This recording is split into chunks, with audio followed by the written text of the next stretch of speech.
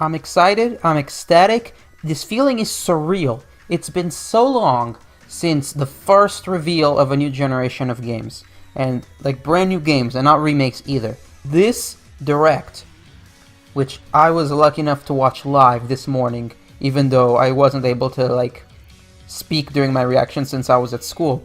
But, you know, even if you've seen that reaction of mine or not, I was ecstatic, and I had to keep it in because I was I was literally at school, and this is exciting. I've never seen so much revealed at once. But putting that aside, I want to get into like some details. Obviously, it's a bit too soon for me to like go into like an in-depth analysis of every single detail of the map, but I think I'll do that next time. So stay tuned because next time I will be doing probably an in-depth analysis of the. I should talk about the starters first. Let's talk about the starters. The starters is probably what most people are excited about, or at least that's what I think. Yeah. So the first thing we see is Scorbunny. Scorbunny. The first thing I thought was like, okay, and I will admit that all three starters, at first impression, put me off a bit because I think it's just the switch animation or like the non-game. You know, it was just. That cutscene where they introduced the starters, it was not game footage. It was like very, very like new animation. It's not even the same as Let's Go Pikachu and Let's Go Eevee, but it is on the Switch.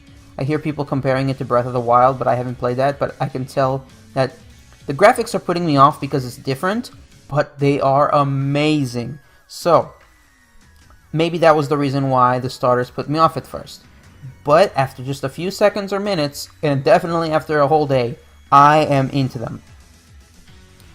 Scorbunny, obviously, it's going to be slowly evolving into a soccer player. You could tell it's white, just like most soccer players' uniforms.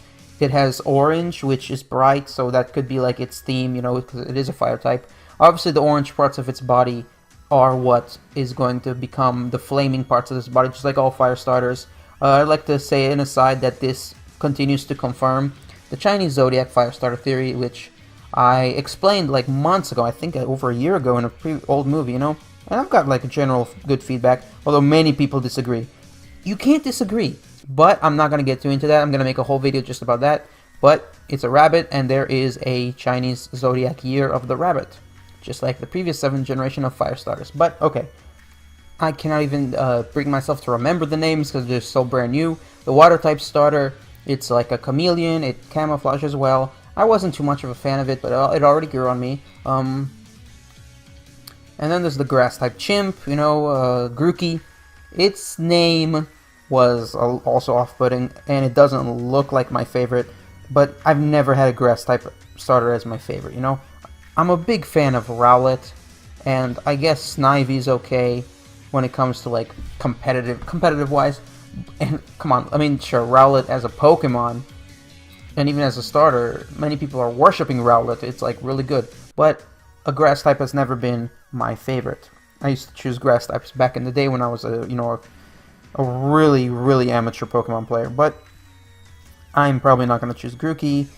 So far, I still haven't chosen between Scorbunny and the water one, whose name I still forgot.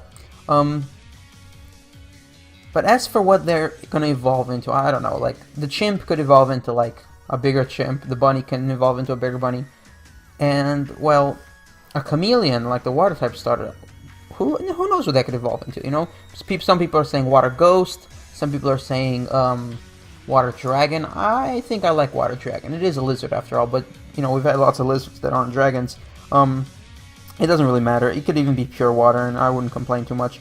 As for Scorbunny, I could see it be fire normal, but I'm not a fan of that. I see it being fire fairy, but I don't really know why. I just want a fire fairy type, you know, something we haven't had before. Like I discussed in my video of unused type combinations. And then there's also the possibility of it being fire ground, I guess, but probably not. And then there's, of course, its obvious turn of it being firefighting, but we all know it's not going to be firefighting because that will turn the fans against Pokemon forever, because they already did firefighting 3 regions in a row, and that is unacceptable.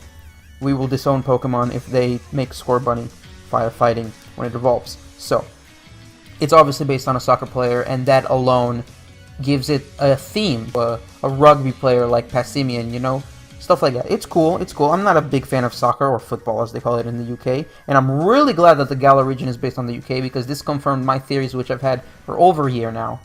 For over a year, I've been claiming that the Galar region, or Gen 8, is going to be on the UK, and I've heard leaks, I've heard so many hints, you know, the Shadowline Sisters, the episode in Sun and Moon where Detective Lockie goes to London, or what we now know is probably going to be like Rhyme City is my theory. We don't know yet, but Rhyme City from Detective Pikachu, I bet, is going to be that big city at the end of the Galar region. You know, I don't know. Like, I don't know if gyms are confirmed. They are suggested to be still gyms, but they don't look like gyms. They all look like football stadiums. The UK football, obviously, not American soccer. Maybe the mechanics are going to get a drastic change, so here's what I'm going to do.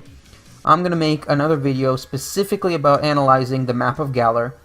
I'm going to make a whole different video specifically about confirming that Scorbunny helps the Chinese Zodiac Firestarter theory. And I'm going to make a whole different video about how many drastic mechanics changes can they possibly add, because so far we haven't seen real gameplay. We've just seen, you know, screenshots and stuff like that. So, yeah. And most importantly, the artwork, because it's on the Switch, the artwork is superb. The graphics are superb. The region is beautiful. It's nature, it's cities. I love the steampunk theme. I love how the cities are basically the Industrial Revolution, which is like one of the United Kingdom's whole theme is the Industrial Revolution and the invention of stuff like trains and you know, steampunk is cool. You know, very steampunk.